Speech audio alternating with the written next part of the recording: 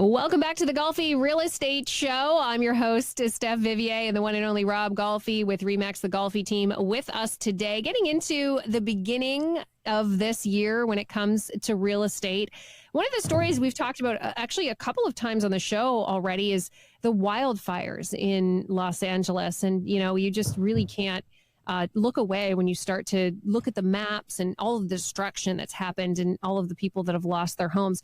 Sort of an interesting phenomenon, though, Rob, is that some houses were hit and some houses weren't, you know, hit by the fires. And it almost is reminiscent of what a tornado goes through a neighborhood, that, you know, for some reason the destruction hits one area and some reason it hits the other. But that's not entirely on accident, is it?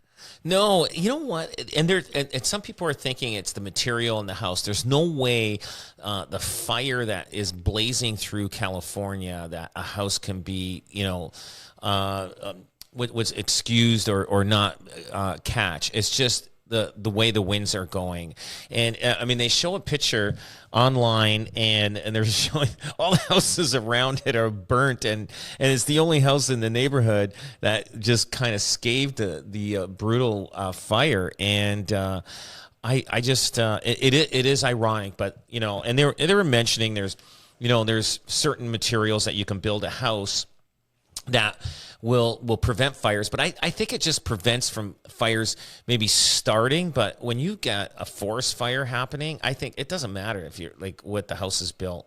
It's just, I think this guy just got lucky. It was a fluke. I don't think he just happened to be one of the lucky ones that didn't get his house burned down, and he just got lucky. And you know what? And they're naming off materials that may slow down or that to burn a full house down, but yeah, definitely you'll probably see this on the news on TV. This was I think this was in the Globe and Mail, that was in the Globe and Mail paper that I saw, and they were just mentioning some of the materials, like windows are a huge factor in whether a home burns down because there's so much heat and transmitted through them. So double pane windows significantly slow heat coming from the burning building, whatever. Outside layers protects the inside layer until it fails. As such, like codes in many places require one of two panes to be tempered, which is much more resistant to heat than conventional glass. There was another part there that says many roofs in the U.S. are covered in asphalt. In areas that are designated as wildfire prone in California, an ever-growing area, are required to use roofing that delays the transfer of heat to inside of the building, called 1 hour or Glass A. I mean, 1 hour, like I don't know, and still asphalt is a petroleum product. Some buildings, professionals prefer metal, which doesn't burn. Metal has its own downside, though. It conducts heat. Putting a layer gypsum under a metal roof is becoming a common practice in some areas. But important as which material is used on roof is whether the roof offers fire a way to get in. So I mean, I know in the Caribbean islands they build houses out of concrete, right? So if there's a tidal wave or whatever, storms, hurricanes, or that the house is still standing, because it's out of concrete, and you just have to fix whatever is inside and all that kind of stuff. I don't know, if you build houses out of concrete near wildfire-prone areas, would that concrete stand up to the fire, or would be too much heat that it just weakens the concrete? I don't know about that, but I know Fort McMurray, I mean, they went through their second fire. I mean, I remember, was it 10, 15 years ago, they had a huge forest fire there that everybody had to evacuate the town, and I guess they had to rebuild and start over again. But now there was another one, but it wasn't as bad as the one years ago. But I can't imagine the insurance claims that are there for these fires on homes. I'm sure a lot of disappointed people that they probably end up broke after the fires happen to their house. But yeah, I don't think. I think this person here ended up getting lucky in the wildfires in the hills of California. Yeah, you have to wonder if, when you talk about insurance, even if some of these homes are rebuilt with the insurance, and certainly some of them would be, the difficulty to then get insurance afterward. I know that's been a problem in Florida with some of the weather that they've had there, that, insurance companies just are not renewing. And, you wonder if that sort of thing is going to happen, and maybe different building codes to be required. You outlined some of those different materials that could be used. Should they be thinking about building differently given the reality and the changing climate? And no one wants to see this happen again. No way. Like for sure in Florida, if they're like areas, on the coast there, guaranteed they're paying heavy insurance.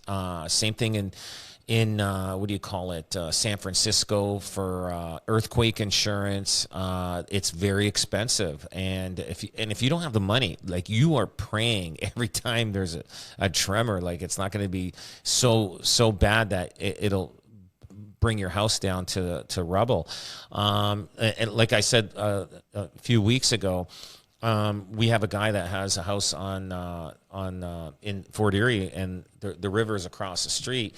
He can't get flood insurance anymore, like because he's had 2 floods in 10 years, and they basically said, "Hey, you're done. Like we're not insuring you for flood, and because of the water that comes over the road into their house."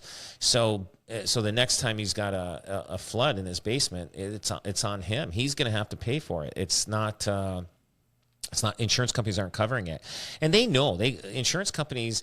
I mean, it's like a driving record. They have a record of everything, what you claimed, what you've done in the past, and everything. And like especially fire. Like I mean, a fire like California. I mean, it's going to be on everybody's record. It's just something that happened. But for instance, if you have a fire in a residential neighborhood, like just one house, just say your house burned down, that goes on your record. Insurance companies, and I've heard this from many people that had their house burned down, they get their insurance company cancels their insurance on the next renewal. They just said, "Sorry, we're not covering you," and that's it. They'll pay out the claim, they'll pay it out, but they're not even if it's not your fault, they will pay out the claim, but they're not insuring you anymore. They're done. And then for you to go someplace else, that's on your record.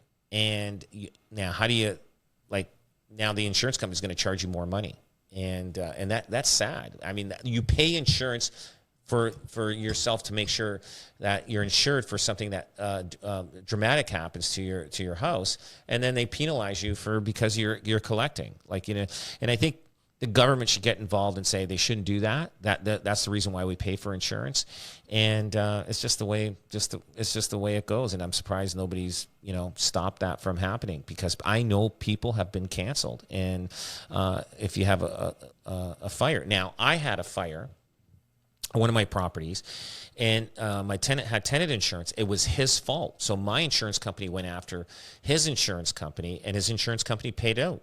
And so I didn't get affected by that because my insurance company didn't pay out. So you got to be very, very careful when you have a fire, because it's your insurance will follow you with your record that you've had a fire, and it could cost you for many years more to pay for insurance on a house, even your next house. It could cost you. So infuriating, we have to pay for it, so the insurance, and then the worst of the worst happens, and then you've got to fight with them. So that's so frustrating. I know. I'm right now. I got my insurance premium, and it seems kind of high. And so I go like this to my broker. They say, "Hey, are you gonna pay this?" I go, "No." I says, "I think it's kind of high." I go, "I want to see my broker's insurance premium for his house before I pay this." I just said that. I just want to see what he's paying. I'm going. I'm sorry. They wanted $5,000 for insurance a year on my house, and I have just a regular 1,950 square foot bungalow. Nothing, it's just in an old residential neighborhood, and it's been totally renovated. It was built like 1950 something, and and they're asking that much. No, I'm not. I say, hey, I want to see your premium, and I really do. I want to see what you're paying, because these insurance companies, I think I'm getting a little bit hosed, and I'm getting tired of it. So show me yours. I want to see what you're paying. And, don't just send me a bill, and I'm not going to lie down and take it. And I'm sorry, but and I do a lot of business with this company, so I give them a little bit of a hard time every time they send me a bill. I just said no. I go, you guys are gonna have to sharpen your pencil more, because I'm getting sick and tired. And I think I've got enough insurance with them that I should be able to flex some muscle. Yeah, you would hope. Well, let us know how that goes, because if it works, we're all doing it. Yeah, no kidding. They haven't replied to me yet, so I think I'll get a phone call soon. We'll stay tuned. Oh yeah, I got a phone call. Okay, what is it? I says it's too much money. I don't know. Like I don't know what the right insurance premium is for a 1,950 square foot bungalow. I honestly don't know. Like, but I think 5,000 is way too much. And wow, yeah. And that feels like a lot. That's for a year. I'll shop around. I will. I don't care. So good idea to do it. Things are tough right now, Rob. Of course, I do the morning show here on CKTB, and you talk about all of the different top news stories of the day, and sometimes they're bad news stories. A fun thing to do is to look back, isn't it? Don't you love to just kind of go, oh, what was happening?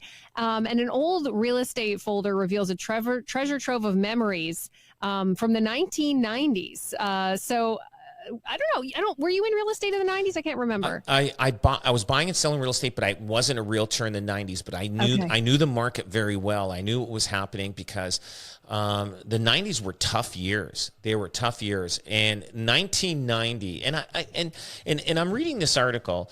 It said that the downturn happened in 1989. It's wrong. I know the market was still good in 1989, and the market crashed in it was like March, April of 1990.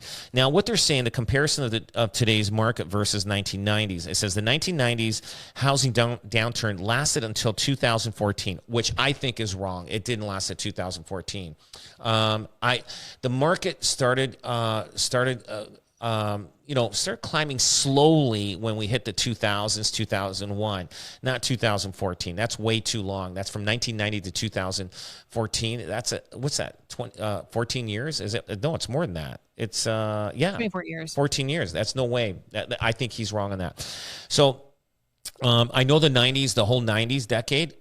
If you bought a house for $165,000 in 1990, in 1999 it was worth maybe $167,000. So basically, it didn't do much. But it did say that the market crash factors in the 90s: rising interest rates, overheated market, reduced foreign investment, high personal debt, and the regulatory changes. Current market shares only two similarities with the 90s: high household debt and foreign investment restrictions. Despite economic challenges, today's market is more stable with proactive government intervention. Okay, I get that. Now, the key difference between now and 1990s, government support. In the 90s, homeowners received a little to no government assistance. Today, measures include extended mortgage amortizations. They went up to 30-year amortizations, relaxed stress test, stress test rules, and lender programs to help homeowners. Now, market conditions. The 90s saw a deep recession. There was a long recession during the 90s. I lost a lot of my fortune in the 90s.